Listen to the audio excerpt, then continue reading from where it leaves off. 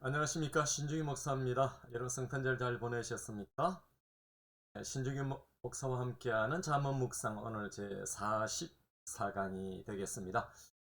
오늘 우리에게 주시는 말씀은 잠언 10장 11절에서 14절 말씀.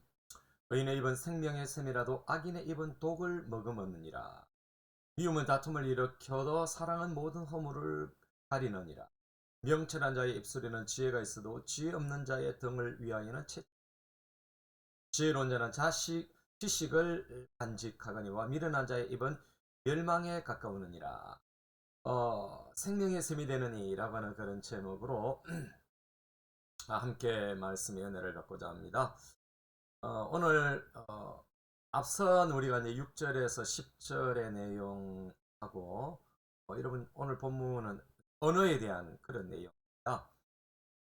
앞에 6절에서 10절은 언어가 본인에게 미치는 그런 영향이라면은 11절에서 오늘 본문은 남에게 언어가 남에게 미치는 영향에 대해서 그렇게 말씀하고 있습니다.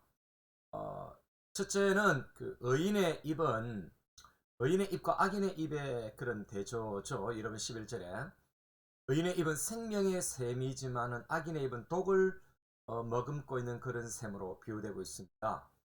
여러분 잠언에서 생명의 셈이라고 하는 것은 지혜자의 가르침이나 주님을 굉해함이나 굉해함에서 나오는 그런 지혜를 가르칠 때 사용됩니다. 즉 의인은 그의 가르침을 받은 사람과 공동체에서 생명을 지속적으로 공급해 주는 복이 있는 것입니다. 그러나 악인의 입은 폭력을 머금고 있는 것입니다. 즉 악인의 입에는 폭력의 독이 쉴 새 없이 샘처럼 솟아져 나온다라고 볼 수가 있는 것입니다. 결국 그가 폭력으로 얻은 것은 폭력으로 빼앗길 것이다라고 하는 욥기에 있는 말씀과 동일한 것이죠.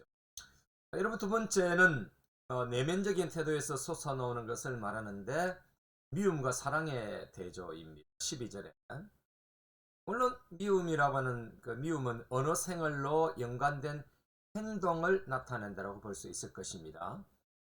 이런 미움이라고 하는 것은 다툼을 일으키는 힘이 있죠. 이 미움은 기회를 노리다가 다툼을 일으켜서 사단의 역사를 행한다라고 볼 수가 있을 것입니다. 이런 분쟁에 불을 당겨놓고 말로 다 할 수 없는 쾌감을 느끼며 그 불에 손을 쬐는 것. 이런 반대로 사랑이라고 하는 것은 모든 허물을, 모든 죄를 가리우고 덮는 것이죠.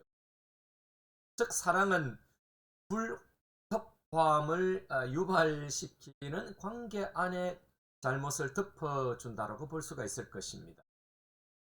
잘못을 고발하고 선언하고 악화시키는 대신 사랑은 할 수 있는 데까지 그 허물을 감추어주고 경감시켜준다라고 볼 수가 있을 것입니다.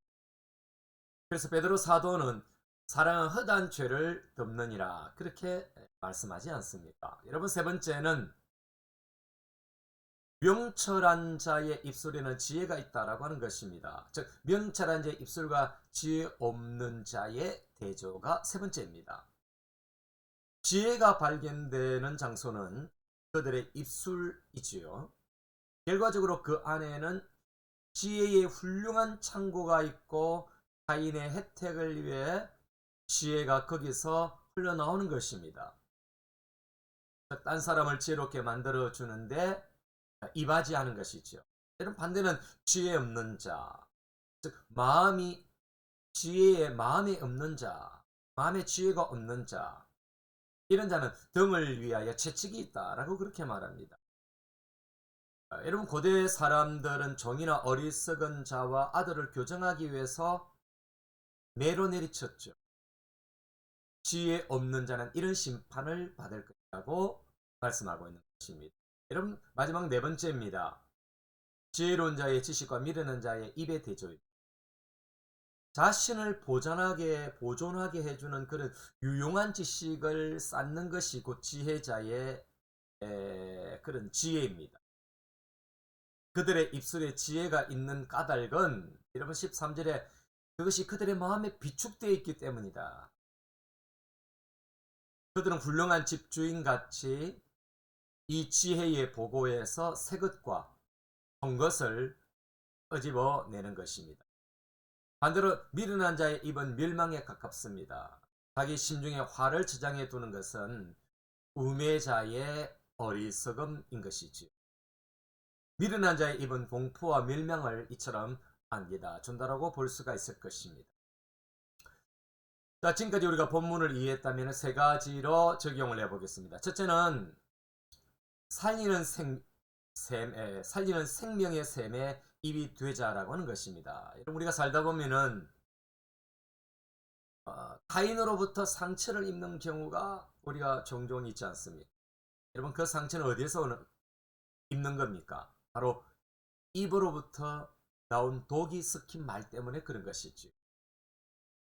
분노로 내뱉은 말, 교만한 말, 무시하는 말, 우리 자존심을 건드리는 그런 말, 이런 말들은 그 속에 독이 들어 있어서 듣는 이로 하여금 마음이 병들게 하는 것입니다. 여러분, 야고보 사도도 야고보 3장 8절에서 저는 능히 길들일 사람이 없나니 쉬지 아니하는 악이요 죽이는 독이 가득한 것이라 그렇게 말했습니다. 여러분, 야고보 사도가 말씀하시는 것처럼 항상 말의 실수가 없도록 우리는 조심해야 하는 것입니다. 여러분, 특히 가장 가까운 자녀들에게 말을 조심해야 합니다.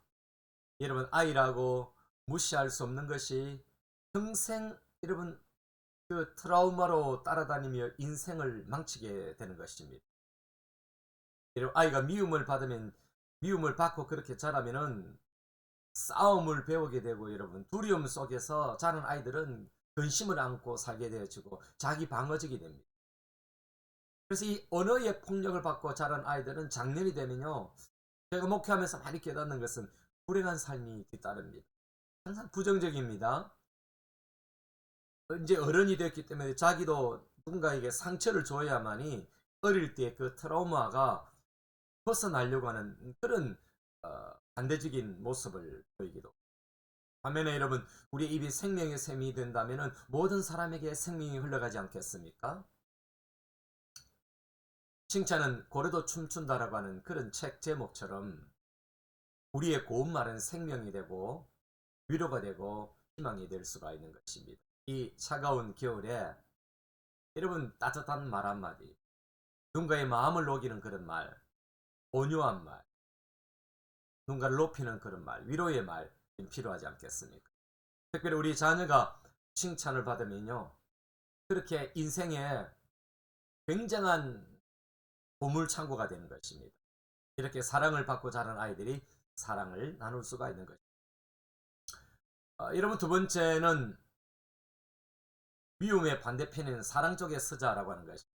여러분, 첫 번째 적용에서 사랑을 받지 못하고 그렇게 성장한 사람이나 그런 영향권 아래에서 놓인 사람에게 자연적으로 발생할 수 있는 것이 뭘까요? 이런 바로 그것은 미움인 것입니다.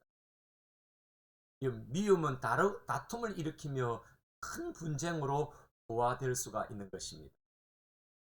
내가 받은 상처로 인하여 내게 미움이 경관진으로 우리 속에 자리 잡는다면 사단의 그런 소나기에 들어가는 것입니다.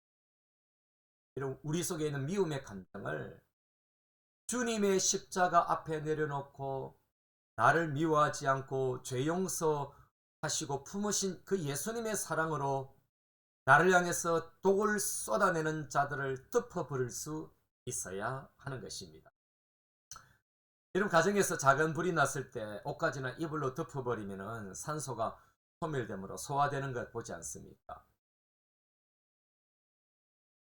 내 속의 분노와 미움의 불을 사랑의 덮개로 여러분 진화하고 소화해야 됩니다. 간음정에 잡힌 여인에게 돌을 든 자들이 물러서면 그들의 죄를 본 까닭 아니겠습니까? 우리가 누군가에게 미움의 돌을 들 수 없는 것은 바로 예수님의 사랑의 옷을 우리가 입고 있기 때문에 그런 것입니다. 미움보다는 사랑 쪽에 서면은 마음의 평강이 찾아오며 심신이 강건해지는 것입니다. 여러분, 세 번째는 지혜의 씨를 뽑아내자라고 하는 것입니다. 곤충들 중에는 이런 몸에서 씨를 뽑아내는 곤충들이 있죠.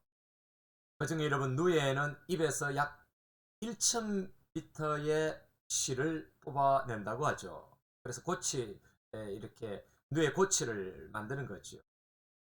그리고 그 고치 속에서 누에는 성충이 될 때까지 편안하게 자라지 않습니까? 누에가 지어 누에 고치는 사람들에게 명주씨를 제공하여 옷을 만드는 재료가 되지요. 이처럼 여러분, 누에의 입에서 나온 줄은 자신에게는 생명줄입니다. 사람들에게 편안한 옷이 되는 좋은 이미지를 남깁니다. 그러나 여러분, 부정적인 이미지를 주는 거미줄도 있습니다. 이런 거미는 엉덩이에서 줄을 뽑아내지 않습니까? 그 거미줄은 물론 자신의 집이지요. 자신의 그런 먹잇감을 포획하기 위한 함정의 줄이기도 합니다.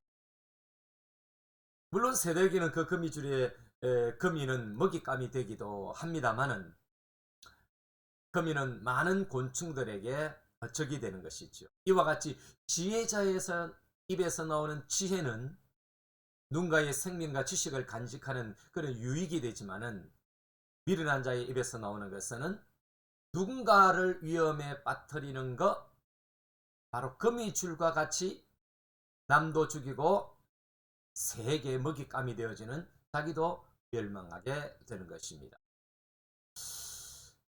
이렇게 마지막으로 한번 기도를 하면 어떨까요? 주여, 내 입이 생명의 샘이 되고 누에의 실처럼 나와 타인에게 도움이 되게 하소서. 내가 어떤 영향을 받고 자랐던 나로부터 시작되는 것은 미움이 아니라 사랑이 되게 하소서. 오늘도 내 입에서 생명의 씨를 뽑아내는 하루가 되게 하소서. 아멘. 이것이 여러분의 기도가 되기를 바라고, 여러분 연말 연초를 맞이하는 여러분의 삶에 멋있는 지혜자의 삶의 마지막이 되시기를, 또한 지혜자의 새로운 출발이 되시기를 주님의 이름으로 축복합니다.